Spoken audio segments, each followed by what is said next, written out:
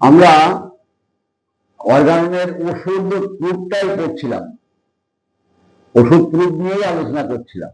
তা এই ওষুধ প্রুফ নিয়ে আলোচনা করাটা কিন্তু আমাদের খুব জরুরি, কারণ প্রুফের ব্যাপারটা কিন্তু আমাদের রোগী ক্ষেত্রে, রোগারোগ্যের ক্ষেত্রেও কিন্তু এর বিপরীত, মানে প্রুফের ক্ষেত্রে যেমন অনুরূপ ভাবে রোগী ট্রিটমেন্টের ক্ষেত্রেও কিন্তু অনুরূপ ভাবে আমাদের অনেক জিনিস ফলো করার থাকে। সেটা তোমরা ভালো করে মনে রাখবা, আর আমি বলবো খেয়াল রাখবা, পড়বা, না পড়লে কিন্তু হবে না। আমরা 137 নাম্বার উচ্ছেদ নিয়ে আলোচনা করি। যদি আমরা সত্যপ্রিয়, সর্বপ্রকারের সংযমী, সূক্ষ্ম বোধশক্তি সম্পন্ন, অনুভূতি সময়ের উপর সম্পূর্ণ মনোযোগ প্রদানের সমর্থ ব্যক্তিকে মনোনীত করিয়া, প্রবার হতে গেলে এই এই অবস্থা গুণগুলি তার থাকতে হবে। তা সত্যপ্রিয় হতে হবে, সর্বপ্রকারের সংযমী হতে হবে, সূক্ষ্ম বোধশক্তি থাকতে হবে, আর অনুভূতি সময়ের উপর সম্পূর্ণ মনোযোগ প্রদানে সমর্থ এমন ব্যক্তিকে মনোনয়ন করতে হবে।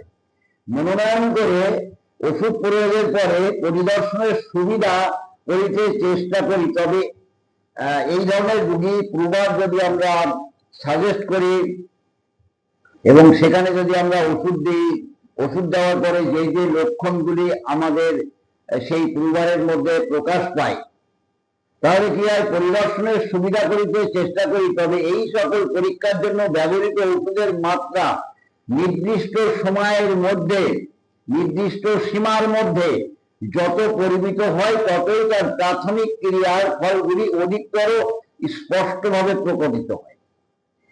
এই ধরনের প্রবারকে ওষুধ দিতে হবে একটা সীমার মধ্যে, স্বল্প মাত্রা। এই স্বল্প মাত্রা দিলে সেই প্রবারের দেহে প্রাথমিক লক্ষণগুলি প্রকাশ পাবে।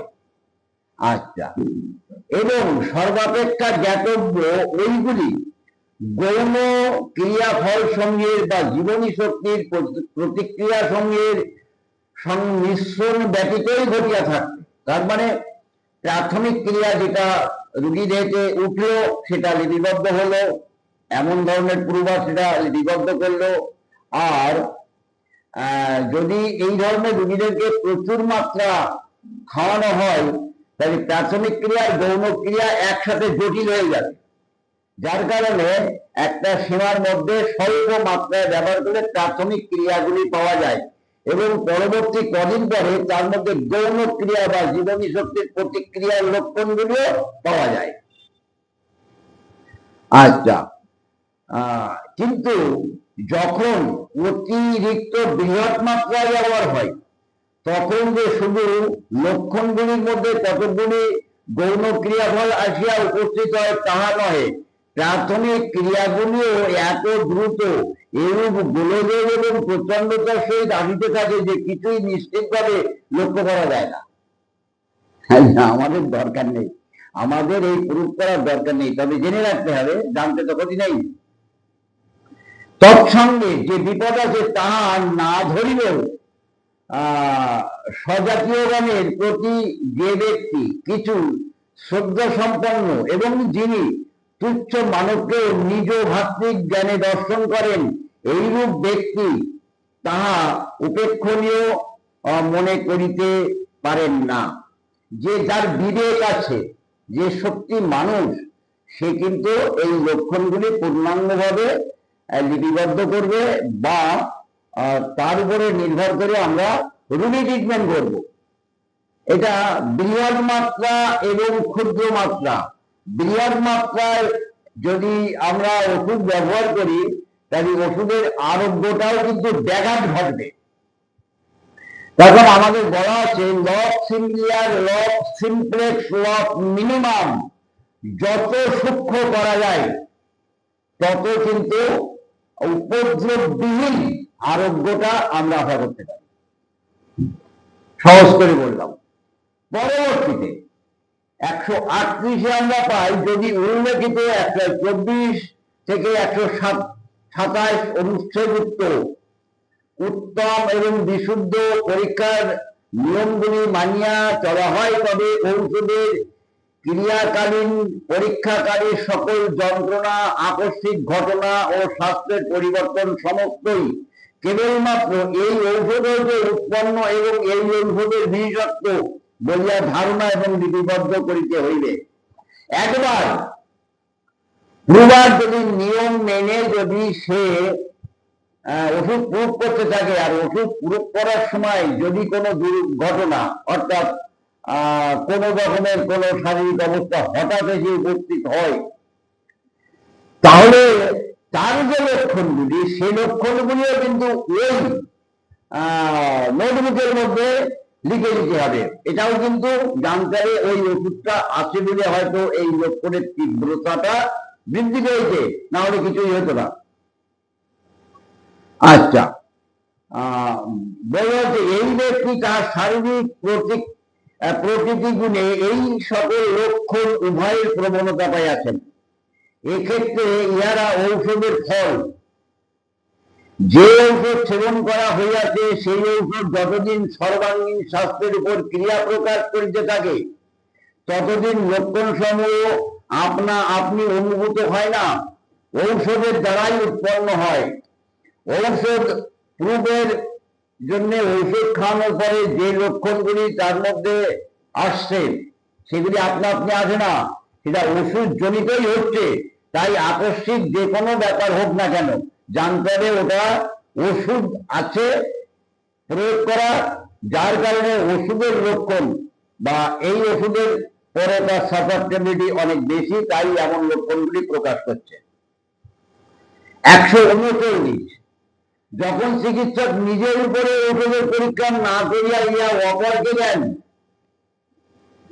চিকিৎসক যদি নিজের উপরে ওষুধ পরীক্ষা করেন, মহাত্মা হ্যানিমান বা বড় বড় ডাক্তাররা আমরা করেছেন, এই নিজের উপরে ওষুধ প্রয়োগ করলে সেটা কি যাতনা দিশে বুঝি গেছে, কিসে কবু আসে দিশে দংশে নিজারে, অর্থাৎ তার মধ্যে কি ধরনের অনুভূতি এসছিল, আত্ম অনুভূত কষ্টগুলি এসছিল, সেগুলি চিকিৎসক মনে রাখতে তার যত সুবিধা হয়।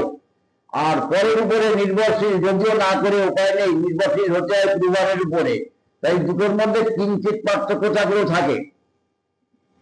আকস্মিক ঘটনা এবং স্বাস্থ্যের পরিবর্তন সকল যাহা যা উপলব্ধি করেন সেই সকল স্পষ্টভাবে তৎক্ষণাৎ লিখিয়া লইবেন। অন্যের উপরে যখন ওষুধ প্রয়োগ করা হয়, তখন যে সমস্ত অস্বাভাবিক ঘটনা, স্বাস্থ্যের পরিবর্তন বা লক্ষণ বা অনুভূতিগুলি আছে, সেগুলি কিন্তু লিখে নেওয়া হয় বা লিখে রাখতে বলা হয়। আচ্ছা, ঔষধ সেবনের কতক্ষণ পরে প্রত্যেক লক্ষণ উৎপন্ন হইয়াছিল, অধিকক্ষণ স্থায়ী হইবে কতক্ষণ ছিল, এই সকলই উল্লেখ করিতে হইবে। পরীক্ষা শেষ হইবা মাত্র পরীক্ষাকারীর সম্মুখে চিকিৎসক উল্লেখিত বিবরণ পরিবর্তন করিবেন, অথবা যদি পরীক্ষা বহুদিন ধরিয়া চলে, তবে প্রত্যেক দিনই তাহার এরূপ করা উচিত। পরীক্ষাকারীর সমস্ত স্থিতিপথে জাগরূক থাকিতে থাকিতে প্রত্যেক ঘটনা ঠিক প্রকৃতি সম্বন্ধে জিজ্ঞাসা করিবেন, যন্ত্রণা কষ্টের প্রকৃতি কেমন এটা জানিয়ে নিতে হবে করিবেন, এবং এই রূপে বহিষ্কৃত আরো বিস্তৃত বিবরণ লইয়া লিখিয়া লইবেন। কিংবা পরীক্ষাকারী যে সকল পরিবর্তন করিতে বলিবেন তাহা করিয়া লইবেন। যদি কিছু পরীক্ষাকারী যদি বলে যে না এটা আমার সন্দেহ হলো, এটা না, তাহলে বাদ দিতে হবে। সে যেমন যেমন অনুভূতিমূলক লক্ষণগুলি অনুভব করেছে পূর্বের ফলে, সেগুলি তাকে লিখে রাখতে বলতে হবে, না হলে চিকিৎসক নিজে লিখে রাখবেন, বা প্রতিদিন তার মনে এই কষ্টগুলি উদয় থাকতে থাকতে, জাগরুক থাকতে থাকতে সেগুলি আমাদের জেনে নিতে হবে। এছাড়া নিজের দেহকে প্রুভ করা যায়। এই যে 36, 37, 37, 38, 39 এই পর্যন্ত বললাম, এগুলি আমাদের দরকার নয়, তবে একটা জিনিস দরকারের মধ্যে, সেটা হচ্ছে বৃহৎ মাত্রায় ওষুধ দিয়ে রোগী চিকিৎসা করার সময় গোলযোগ উৎপন্ন হওয়ার একটা ভয় থাকে। আর আত্ম অনুভূত লক্ষণগুলি যেমন পূর্বার বলেছিল, তদনুরূপ রোগীর মধ্যে থেকে আত্ম অনুভূত রাগ বৃদ্ধিযুক্ত কষ্টগুলি কি সেইগুলি সংগ্রহ করতে হবে। মনে হয় হতে পারে দেখিত এমন ধরনের লক্ষণগুলি বা সাধারণ লক্ষণগুলি কিন্তু বাদ দিয়ে যেতে হবে। আমি আবারও বলছি, রোগ, রোগ লক্ষণ, রোগ ফল। ওষুধ শক্তি দ্বারা প্রাণ শক্তি আক্রান্ত হয়, অস্বাভাবিক অদ্ভুত বিরল লক্ষণগুলি তার মধ্যে বা সাধারণ লক্ষণ সহ এই জাতীয় লক্ষণগুলি প্রকাশ হতে থাকে। সব দিকে রাখতে হবে পরিবারের মধ্যে। রোগীদেরও কিন্তু অনুরূপ ভাবে ন্যাচারাল ডিজিজ দ্বারা যখন পেশেন্ট আক্রান্ত হয়, তখন সাধারণ লক্ষণ, অসাধারণ অদ্ভুত বিরল লক্ষণ, মানসিক লক্ষণ, মডালিটিস লক্ষণ, এই সমস্ত লক্ষণগুলি সমস্তই কালেকশন করতে হবে। কালেকশন করার পরে সাধারণ লক্ষণগুলি বাদ দিয়ে দিতে হবে, আর অসাধারণ অদ্ভুত লক্ষণগুলি কিন্তু আমরা সংগ্রহ করে ট্রিটমেন্ট করব। যেমন তোমরা মনে করতে পারো যে এক গাদা লক্ষণ আছে। এবার এক গাদা লক্ষণের মধ্যে যদি আমরা তার মধ্যে অস্বাভাবিক অদ্ভুত বিরল লক্ষণগুলি না পাই, তাহলে আমরা কি দেখে ওষুধ অ্যাপ্লাই করব? কিছু করা যায় না। যেমন ধরো অত 8-10টা লক্ষণ হয়ে গেল ডায়রিয়া, জ্বরের রোগী, কিন্তু তোমরা দেখলে যে 8-10টা ওই লক্ষণ আছে জ্বরের, পিপাসা, অমুক তমুক, গা হাত পা ব্যথা, মাথা যন্ত্রণা, অবৃত্তি, অক্ষুধা, এরকম এক গাদা লক্ষণ, গোটা লক্ষণ পয়েন্ট পয়েন্ট করে সাজালে। কিন্তু পরবর্তী দেখা গেল হয়তো বলছে আমার ওই জ্বরটা আছে দুপুর বেলায় আর রাত্রি বেলায়, আর জ্বর যখন আসে তখন কিন্তু আমার এই শীত অবস্থায় ঠান্ডা গুলো বিপদ হবে।